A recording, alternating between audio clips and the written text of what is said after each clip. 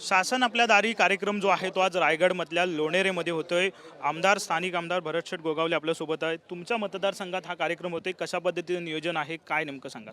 हा संपूर्ण जिल्ह्याचा कार्यक्रम आहे। जरी आपल्या मतदारसंघामध्ये असला तरी तो जिल्ह्याचा कार्यक्रम आहे आणि शासन आपल्या दारी आत्तापर्यंत जवळजवळ 20-21 कार्यक्रम झाले। सगळ्यात मोठा कार्यक्रम रायगडचा असावा असं मला वाटतं आहे। त्याप्रकारे तयारी झालेली आहे, कारण आत्तापर्यंत वेगवेगळ्या योजना राबवल्या गेल्या, दिल्या गेल्या, घेतल्या गेल्या, सगळं झालं, परंतु हेल्थ चेकअप हे जवळजवळ 25,000 महिलांचं व्हावं ही एक संकल्पना आहे। 400 डॉक्टर्स टाटाचे आलेले आहेत, दुसरे मोठे जे हॉस्पिटल आहेत त्याचे काही डॉक्टर्स आलेले आहेत। अशा प्रकारे आणि हे आपण कृषी प्रदर्शन सगळं पाहतोय शेतकऱ्यांसाठी, कष्टकऱ्यांसाठी। आत्ता आपण उभे आहोत इथं आपल्या कोकण विद्यापीठ जे काय दापोलीचं आहे कृषी विद्यापीठ, त्यांचा हा स्टॉल लागलेला आहे। विविध जे काय आरोग्यासाठी उपयुक्त अशा त्यांनी इथं लावलेले स्टॉलचा मला पसंत पडला की आत्ताच्या काळामध्ये जे काय मुलं मुली किंवा लोक जे काय खाणंपिणं करतात त्याला काही उपयुक्त व्हावं, त्या प्रकारे यांचा स्टॉल मी पाहिला, समाधान आहे। आणि आत्ता कार्यक्रम इथे 12:30-1 वाजता चालू होईल।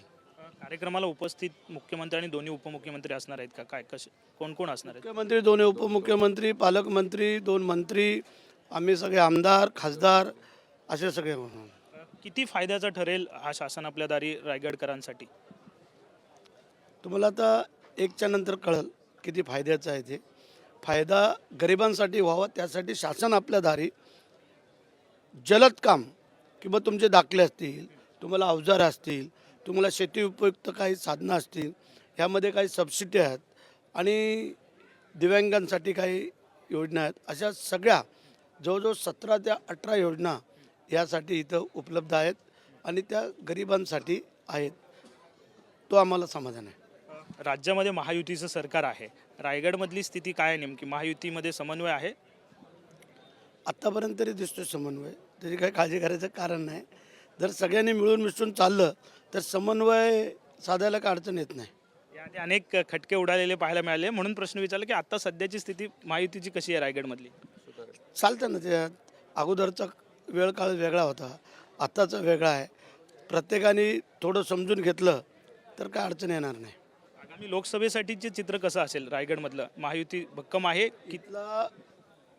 युतीमधला जो उमेदवार असेल तो 100% निवडून आणण्याची जबाबदारी आम्ही घेतो। त्याचं कारण आज युतीमध्ये आमचे 7 पैकी 6 आमदार हे युतीमधले आहेत। एकच फक्त उबाटाचा भास्कर जाधव म्हणून आहेत, नाहीतर 3 शिवसेनेचे, एक काँग्रेसचा, एक राष्ट्रवादी काँग्रेसचा आणि एक भारतीय जनता पार्टीचा या इकडे।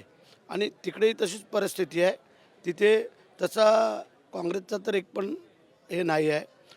आणि म्हणून बोलतोय की दोन्ही सीट या खासदारकीच्या आमच्या निवडून येतील। एक शेवटचा प्रश्न, ज्या पद्धतीनं हा संपूर्ण कार्यक्रम होतोय, पण अशी माहिती मिळाली होती की ठाकरे गटाकडून मुख्यमंत्र्यांना काळे झेंडे जे आहे ते दाखवण्याचा प्रयत्न होणार होता, काही कार्यकर्त्यांना ताब्यात सुद्धा घेण्यात आले।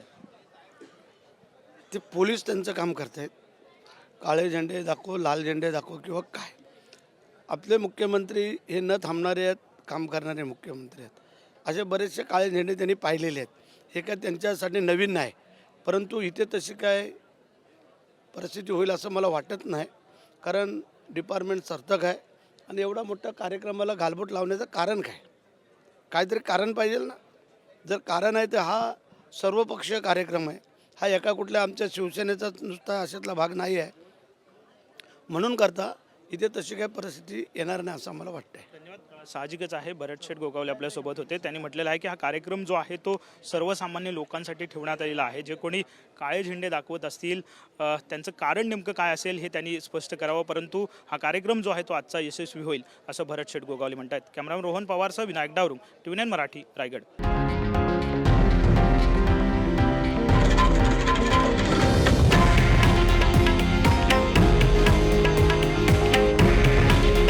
हे आहे देशातील नंबर 1 न्यूज नेटवर्क आणि आपण पाहत आहात TV9 मराठी। काळजी तुमची, हित महाराष्ट्राचं।